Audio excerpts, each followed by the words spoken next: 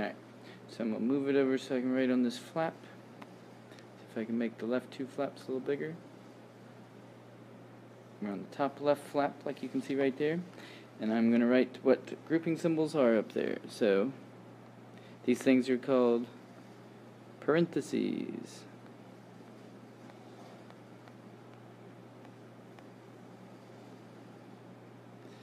You should have used parentheses last year. This year we can actually go into brackets as well, which are other grouping symbols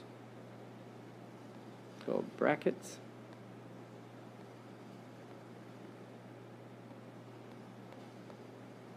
And we can get into even little cool little squiggly things that are called braces.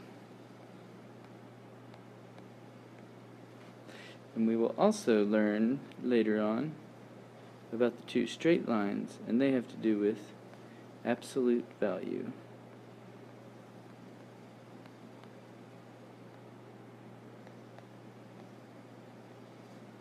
Good. And that are the things that go on the first step, parentheses, brackets, and braces. The second step is E for exponent. So this is where the exponents go. Exponent. So after you've looked at your grouping symbol and decided what you needed to go do, then you work down to the exponents. And exponents, you already know, are like 3 to the second power, which you know means 3 times 3, which you know means 9. And you know that the base is always the big number at the bottom, and exponent is the little number we put up top. So, next you'll do exponents. Alright, now we're going to move down to the other flaps. Let's see here.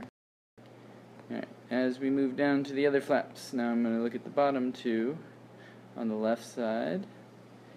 And this third step is multiplication and division. So, let's we'll write a little multiplication, we'll write a little multiplication sign, and we need you to remember, most importantly, that you do it left to right.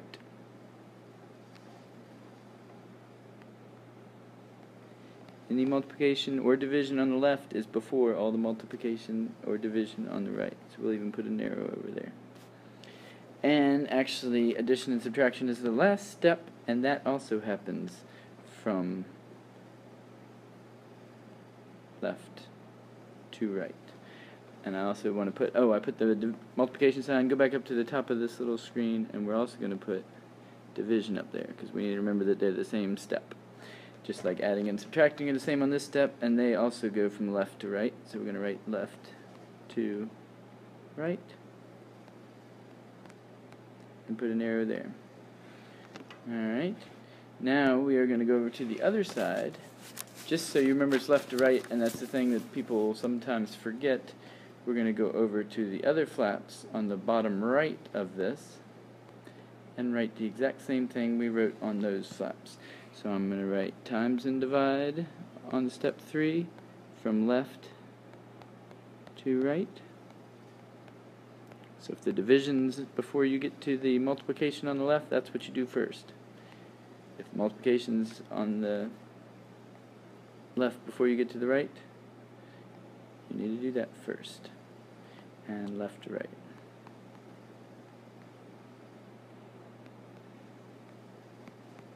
And a big arrow, because we like visuals.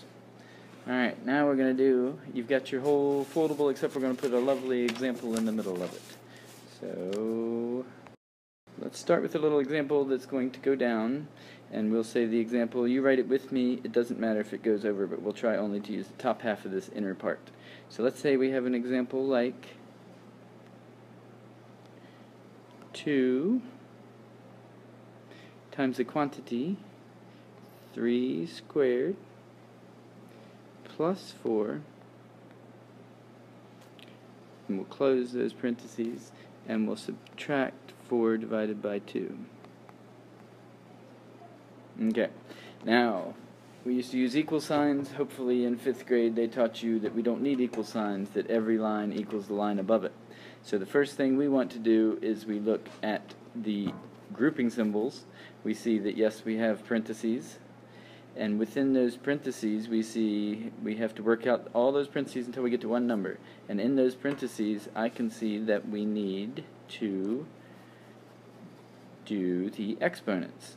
So let's do the second step, and all we're going to replace is that 3 squared. That's the first thing we're going to do. So we're going to call that 3 squared 9, and you can see I put it right underneath it.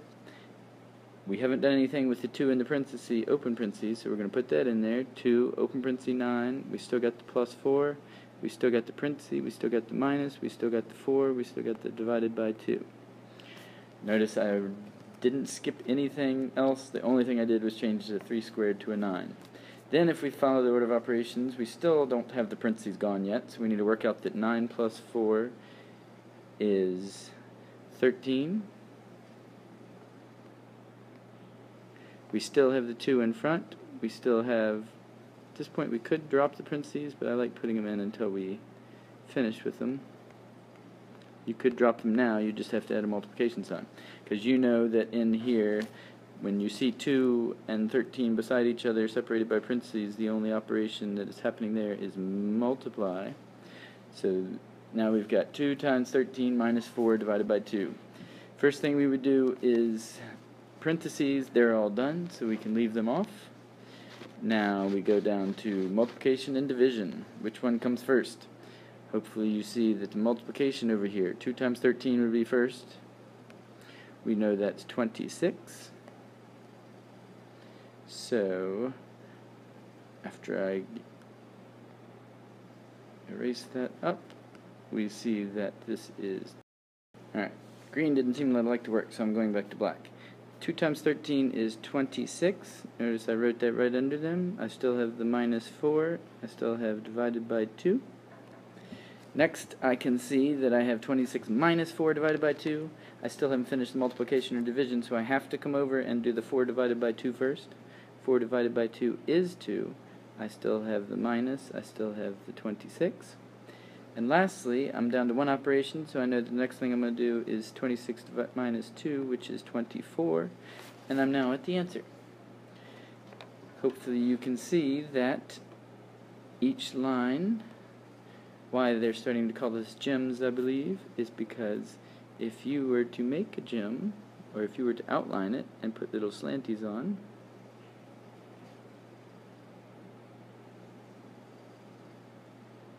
then it looks like a gem. We can even make it sparkle. Isn't that pretty? Make it sparkle down there and sparkle down there. So gems is just one way to remember grouping symbols, then exponents. When you say the M, you got to say multiplication or division, and then addition and subtraction. Now we'll move down to the bottom. I'm actually going to see if I can fit a couple problems in here. So let's try this next one. We will write it out. Let's see. Let's make it. We'll write 6. And we're actually going to use braces, those squiggly things. Then we're going to put it in brackets, and then we're going to put it in parentheses. Show you a big complicated one that's more like 7th grade. And we'll put 8 plus 4 in there. We'll close those parentheses. Let's put the times 2, dot 2. That's messy, so I'm going to get rid of that. Hopefully you've got more room.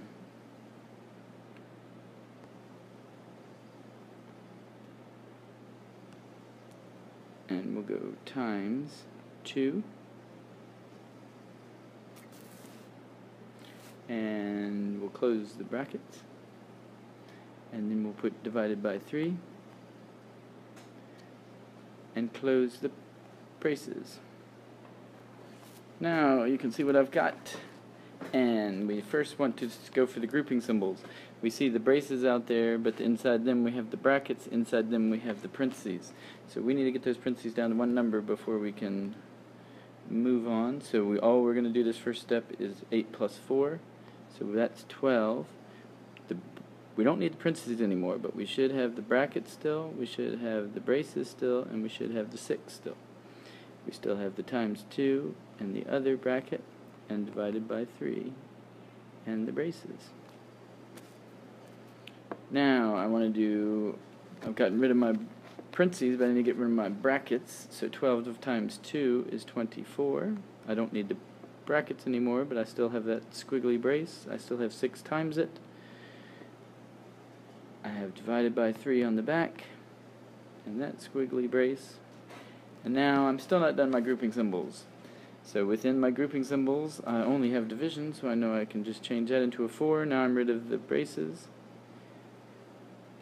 But I can't just put that, because now it looks like 68. So instead, what operation is hiding in there would be multiplication, so now we know that answer is 48.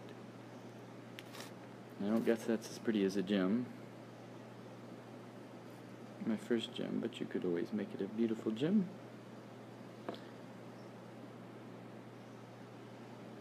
Alright, last thing we're going to talk about is the division bar, and then we'll add it to the top. So let me move this up, and we're going to look at what if you had a problem such as 3 plus 2 over, and let's put that all over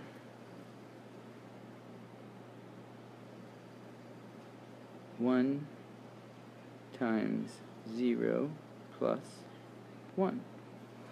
Now, if that were my problem, I would first start, you would think I'd start with the multiplication, but what I really need to do, which will work, but I need to get the whole top to one number and the whole bottom to one number. So I would start with the multiplication on the bottom. So I'd rewrite the whole thing as 3 plus 2 over, what is 1 times 0? 0. So that's the only thing I'm going to do, but I still got plus 1. Now I've got plus both places, and I need to get the top to one number and the bottom to one number. So 3 plus 2 I can do, and I would end up with 5. I'm running out of room. I think I'm going to move up here. I'd end up with 5 on top, and then I have my division bar, and I have 0 plus 1 on the bottom, which is 1. And what is 5 divided by 1? 5. So I didn't make that one as a pretty gem, but you've got to know to get the top all the way to one number, and the bottom all the way to one number, and then you divide. That is what we're going to do. Let me see if I can pull back out. And we have a lovely foldable that we are now going to fold the flaps back in. Actually, before we fold those flaps back in, I want to add that a grouping symbol can also be, so go up to your top left, the division bar. So I'm going to put a line and write division bar, because that can act as a type of grouping, because you have to get all of the top to a number before you get all the bottom to a number. Anyway, you can fit that in on that top left flap would be great. Now we'll go back out to the front, and we will stick it to a yellow piece of paper. Now I have all my steps listed out. I'm taking my white piece of paper, fold little barn doors closed, stick it to the piece of paper. We'll already have holes punched, get them on the left so it sticks in your notebook the right way, and just, you don't need to write this, but we just need to remember that grouping all the steps are, you don't need to write this, but I want to point out that steps 1 is you look at all the grouping symbols. The second thing you do is take out all the exponents, work out all the exponents. The third thing you do is multiplication or division, whichever is on the first from left to right. Once all the multiplication and division is gone, then we look for adding and subtracting and do that last. If we do this, we all get the same answer, and it's right. Thank you, and have a lovely day.